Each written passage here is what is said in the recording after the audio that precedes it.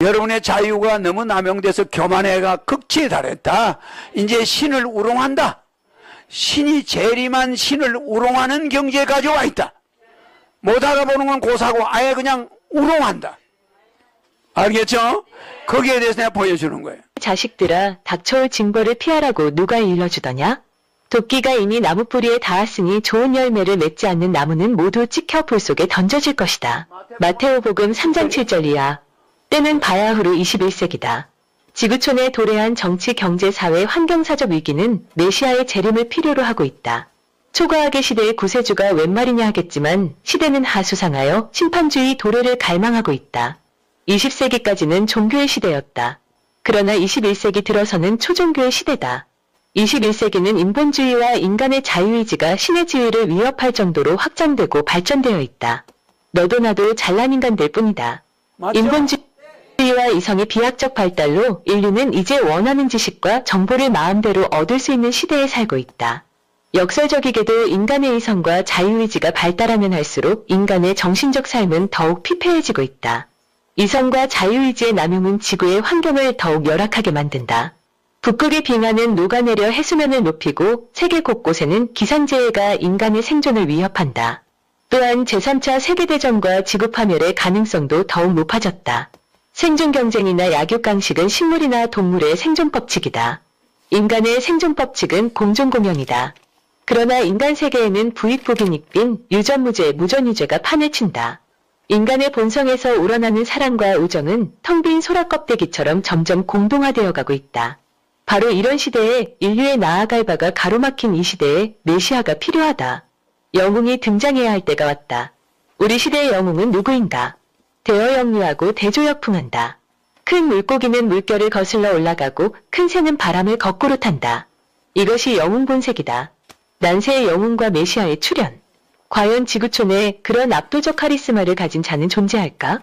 허경영은 영웅의 조건과 메시아의 조건을 모두 갖춘 이 시대의 선지자, 선각자, 선구자다.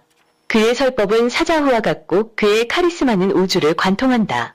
허경영이 인류를 위해 가지고 온 불로유는 지구과학의 모든 원리를 뒤집는다.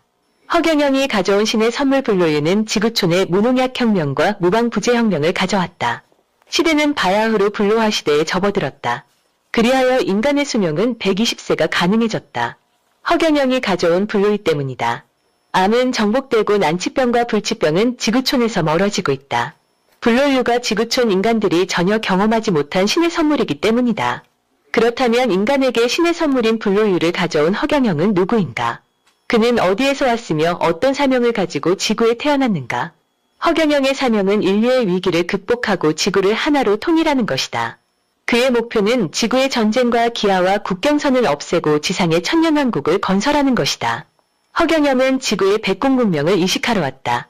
모든 차별을 없애고 사자들이 어린 양과 함께 뛰노는 낙원을 건설하러 왔다. 그간 허경영은 춘향전의 이도령처럼 베일에 가린 삶을 살아왔다. 허경영은 황당한 바보 연출을 하며 세인들의 눈을 피해 살아왔다.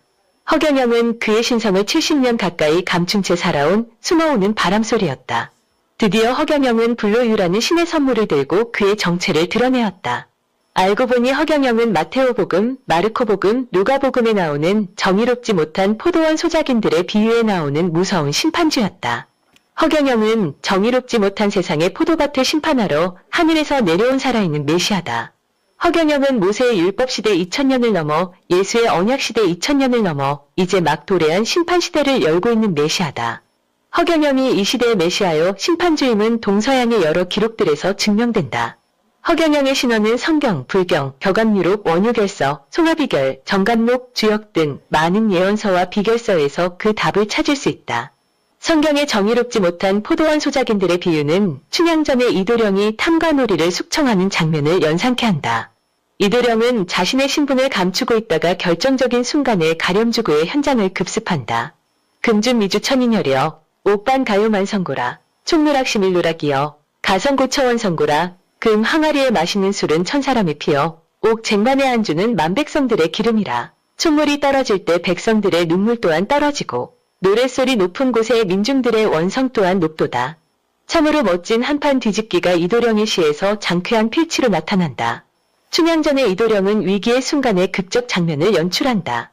이도령은 성춘향의 처형 직전 위기일발의 순간에 암행어 사출도를 선언한 것이다. 지금 지구는 거대한 위기에 직면해 있다. 신은 인간들에게 자유의 지라는 선물을 주어 지구라는 별의 관리를 맡겨놓았다. 그랬더니 정치인들은 신의 땅의 국경선을 제 맘대로 그어 서로 땅 따먹기 전쟁을 일삼고 있다.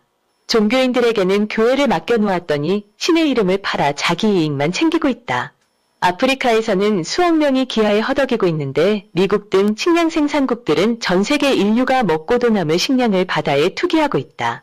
중동에서는 하루가 멀다 하고 석유전쟁이 벌어지고 미국과 중국과 러시아는 세계의 패권을 쟁취하기 위해 서로 각축을 벌이고 있다. 그리하여 지금의 국제정세는 핵전쟁과 3차 대전을 눈앞에 두고 있다. 하늘의 신은 위기의 지구를 더 이상 방치할 수 없었다. 그리하여 1950년 1월 1일 북풍한설이 몰아치는 서울의 중랑교에 친히 강림하였다. 허경영이 한반도에 착륙한 이유는 한반도가 지구의 핵이고 눈이기 때문이다. 대한민국의 국가 명칭은 원래 꼴에 고려였다. 영어식으로 읽으면 코아, 즉 핵이다. 코아를 로마식으로 읽으면 꼴에 고려가 된다. 이것이 아무런 뜻도 없는 코리아로 변해버린 것은 웬일일까? 이거는 일본 사람들이 한 거야. 일본에서 바꾼 거야. 한국의 수도 서울은 세계의 영혼인 소울이다. 서울의 서쪽 중국에는 서경, 남경, 북경이 있고 서울의 동쪽에는 일본의 동경이 있다. 이것만 봐도 우리의 서울이 세계의 중심 수도인 것을 알 수 있다. 내 이름에 서울경자가 있죠? 이 소울은 영어로는 서울이 소울인데 저 소울은 영어로 영혼이야, 영혼. 그러니까 내 이름이 허락허자 영혼을 편안해하는 걸 허락한다. 알겠죠? 그 내 이름이 허경영은 영어로 하면은 성부, 성자, 성령, 신이 와가지고 가운데 허경자, 소울,